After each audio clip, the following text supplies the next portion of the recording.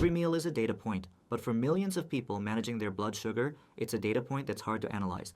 Is this meal safe? What's the impact? Today, I'm going to show you how we can use Google's Gemma 3N model to build a powerful nutrition assistant called GlucoGuide. Alright, let's put it to the test. First, a vague text input. I'll type in, I'm having cereal for breakfast. Check out the response. It correctly assumes it's a standard sweetened cereal and predicts a high spike. It also suggests better options and even how to block the glucose absorption with nuts. That's truly helpful. Okay, scenario 2, a specific healthy meal. I'll type, just ate 3 scrambled eggs, a handful of spinach, and half an avocado.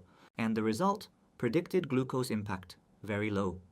The AI recognizes this is a great choice, explains that the carb count is low, and correctly identifies the entire meal as a balancer.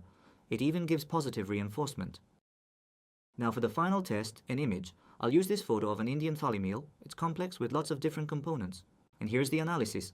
It correctly identifies the high glucose impact and pinpoints the glucose-driving foods as the rice, bread, and potatoes. The tips are also specific. Limit the rice and bread and start with the protein and vegetable dishes. That's exactly the kind of guidance someone would need in this situation. Gemma 3N is multimodal, so it can handle both the text and image inputs we just saw. It's also a highly efficient model, which keeps the cost of running an app like this low. But critically, it's fast. For a mobile app, the time to first response is everything.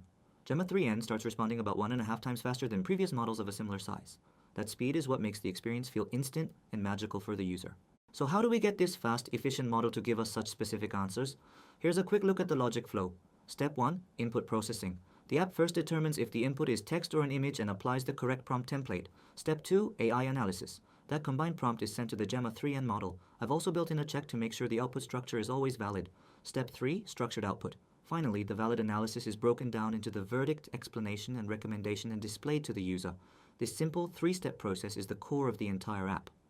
If you want to build this yourself, I've linked the full Kaggle notebook with all the code in the description below.